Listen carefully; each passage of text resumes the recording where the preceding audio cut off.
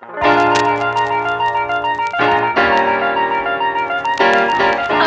so here we go. Part 2. If you made it through part 1, thank you. Amazing that you got through all of that. Oh, hi. Do you want to say hi? No? Did you go back in there? You went back into hiding? I thought maybe we could get a face. No? Okay. Okay. Next time. Okay, so where we left off, I think I was talking about food. I love food. Of course I'm going to be talking about food. You know what? I want to talk about a mistake that I made. So early on, Carlos and I were very adamant about not having people come to the hospital. Not because like we were trying to be mean or cut people out, but because there's already so much happening, and we really kind of just wanted that experience for us. This is our new family that we created together, and we really wanted that to be beautiful, and we did that, and it was amazing. But we had a lot of friends that wanted to just come by the hospital, obviously not be in the room during the labor, but wanted to support beforehand and kind of be there after to meet him. And we kind of went back and forth. We're like, okay, what's the best thing to do? Do we just have everybody wait and then come meet us at the house? Or do we have them come meet us at the hospital, have that support, and then, you know, go home and rest? And we decided that was the best, because you want those first couple days at home to just settle in. You're gonna want to sleep. Just so many kind of things that kind of brought us to that decision. So here is where I made the mistake though.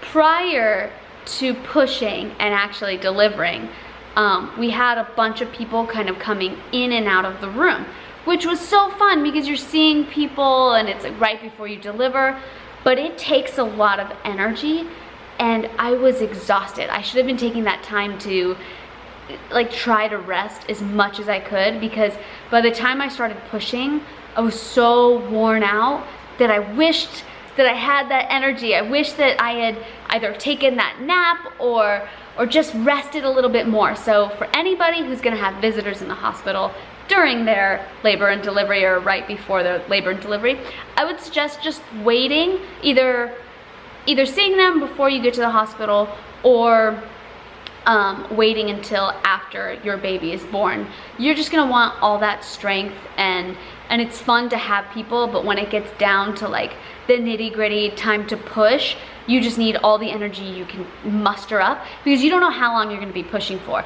I pushed for an hour, which was apparently really good, and I'm very thankful for that. I have a friend who pushed for 12 hours. I had another friend who pushed for 4 hours. I mean, these are long. It just takes so much out of you. I couldn't imagine having to push for that long, so I was very thankful I only had to push for an hour. I don't know if I would have had the energy to keep pushing, so make sure that you kind of save your guests till after. And it was perfect, because then they were able to see the baby after anyway. I just wish that I just kind of waited. So just giving you that insight. Let's see. Oh, you guys, I have to tell you something that is so frustrating.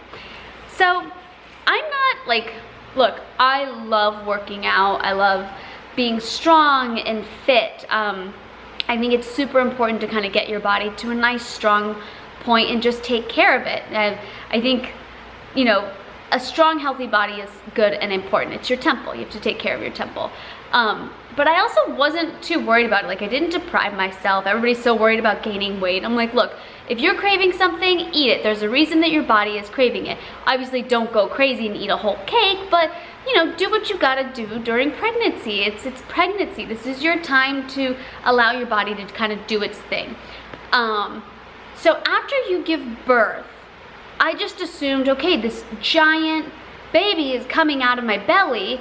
I'm gonna not necessarily look like normal again, but my body will be kind of pretty much back to exactly what it was before I had a kid. I could not be more wrong. No one told me about the swelling and the gigantic belly. Like, you still look pregnant. I looked 7 months pregnant for a solid week and a half to 2 weeks after I gave birth, to the point where I'm like, I wish, oh gosh, I wanted to do these videos so much sooner, but I didn't have enough energy. I didn't have enough energy. It was kind of hard with the new little boy. But I wish I had taken photos because I really want to kind of be real and transparent with you guys. My belly still looked huge, and that's okay because that's part of recovery. So don't freak out when your body is swelling even more. Like, I looked more pregnant after I gave birth. Like, my legs were so swollen, my feet were puffy, they didn't fit in any shoes. I'd never had that kind of swelling before. My face, my arms, everything kind of ached. I mean, the swelling was unreal, and I don't want to freak you guys out. I want to inform you so you are aware of the swelling that occurs everywhere. I mean, you are just so swollen.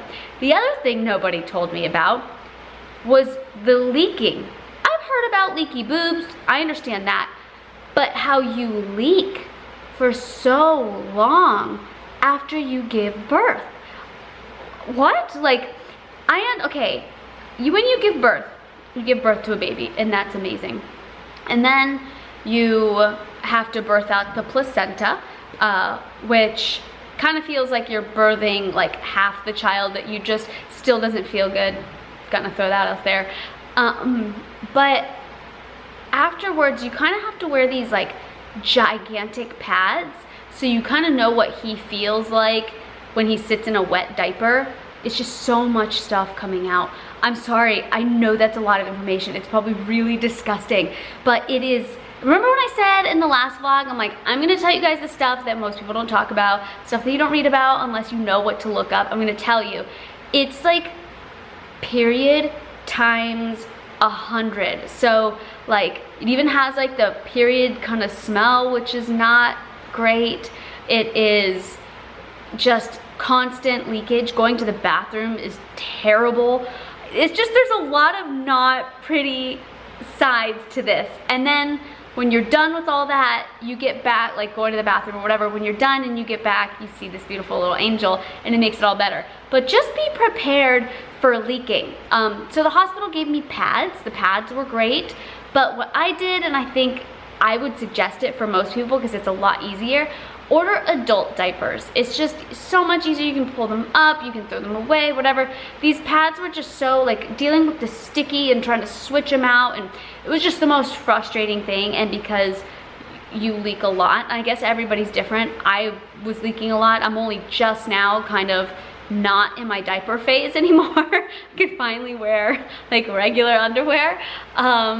I would suggest a diaper. I would just really suggest a diaper. How old are you? You are 3 weeks as of yesterday. So it took me about 3 weeks to stop leaking. I'm not like completely done, but for the most part I'm out of the diaper phase, which is really nice. So yeah, that's a lot of leakage. Make sure you take care of that. Okay, let's see. Oh, okay, I know I'm not setting this up to make anybody want to have kids, but let me tell you, he's literally smiling and laughing right now. You're so cute. I wish you guys could see this. You're so cute. Can you guys see how precious he is? This is why it's worth it. Even though I'm telling you the nitty-gritty, I want to give it all to you. This is what it's about, and this is why I would do it again and again and again, because he is so perfect, and every cliche thing that you hear is just true. Like, your heart is so full and fulfilled, and like, I've never been more emotional in my life. Like, I look at him, and the other day, I'm gonna say this without crying, because every time I tell this story I end up bawling, but like the other day I was sitting and looking at him and just like staring at his face and just so in love with him, like thinking he's just the greatest blessing that ever happened to our lives.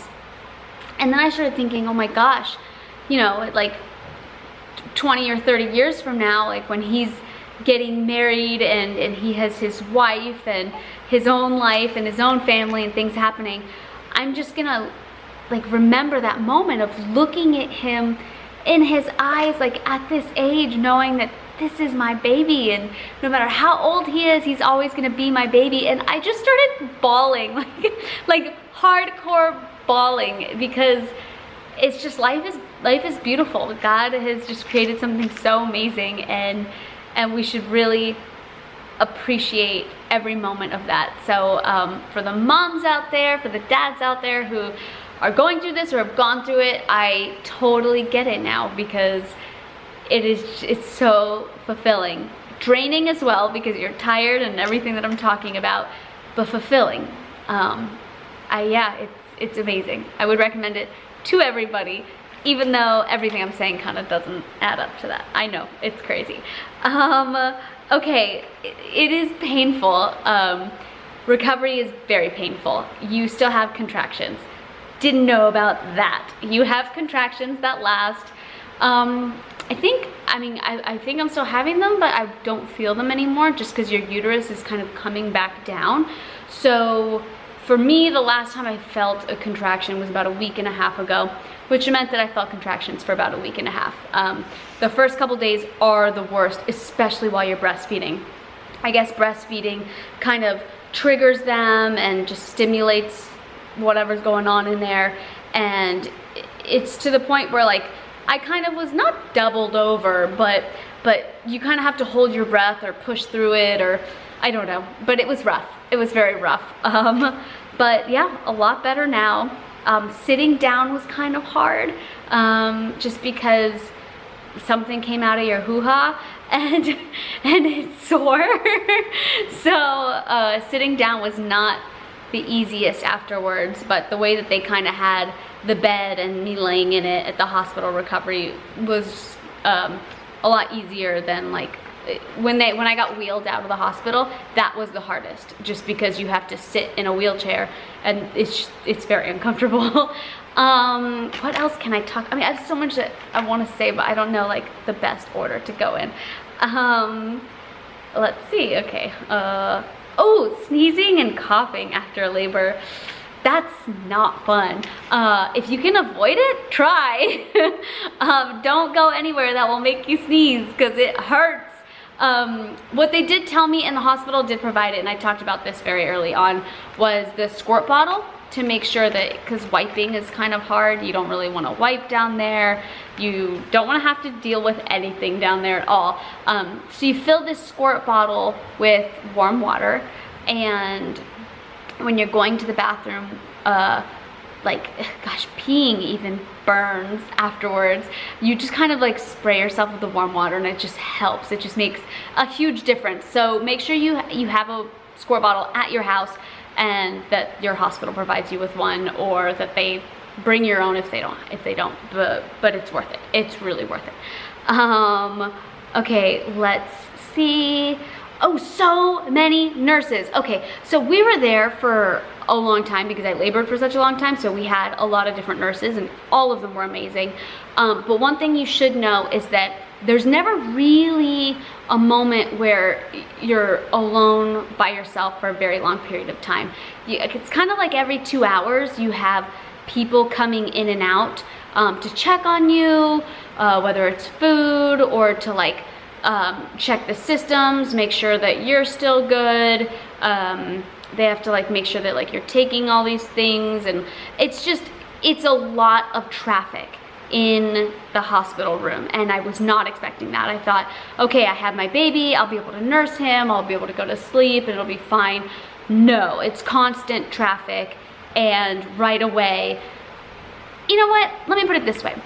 If it were any other thing that you were recovering from and not pregnancy, like, let's say, hi baby, let's say you had, like, some very invasive surgery, or you had, like, some sort of accident, and exactly what you went through, like the labor and, like, all that jazz, if you had to recover from something that was not labor but that intense, people would be, like, making sure that you're getting plenty of sleep, that you are good, and that you're recovering great. But because it's labor, even though it's a crazy intense process, you suddenly, like, recovery is, like, the last thing people are really thinking about. They're like, yeah, you're fine, you'll recover, but just make sure that, like, you're breastfeeding, that you're doing everything that you need to do for the baby. It's all about the baby, which it should be, but it is intense, because recovery is not easy, and all of a sudden you're thrown into like the biggest and greatest responsibility that you've ever been given in your life. So be prepared for that, which is why I said make sure that you are like eating before labor and delivery and getting as much sleep as possible, because as soon as you deliver, you are in go mode. Like there isn't any, you don't have a break at this point, you just go. So mentally prepare yourself to know that you're in go mode, and that's okay. It's amazing and wonderful, but you have to prepare yourself, because I don't think we were really prepared for how much was gonna be happening so quickly, and I would have loved to have kind of just had a little bit more of a heads up. But you figure it out, you make it work, and now we're here at the house and we have a 3-week-old, and he seems to be doing all right. I like it. Okay, let's see. I think, you know what? I'm gonna leave you guys on that, and then I'll probably have to do another one. And Carlos is here, so we're gonna go eat some dinner. Anyway, I love you guys. Do you have anything you want to say? Yeah, I do. Oh. I do. Oh. Oh, bye. No. Hate is a strong word. I don't use the word hate. Okay. So strongly dislike? But I hate boxes. Oh, were you outside doing boxes? Dude, I've been trying to get rid of this pile of boxes for like 6 weeks. But then or more. But I keep and I just cut. How are your hands? My hands are fine. I got a little box cut right there. Oh, it's all good. I think you'll be fine. We were just talking about labor and delivery, and you got a little box cut. That's all I want to say. Okay, I'm gonna fill you guys in on the rest later. I'm gonna go with my husband now. Love you guys. Again, thank you for watching. Thank you for your prayers and your support.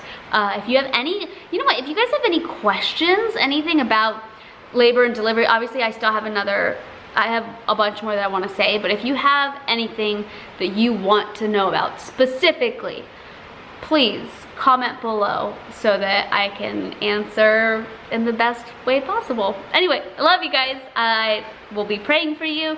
Please continue to keep us in your prayers, and I will see you on the next one.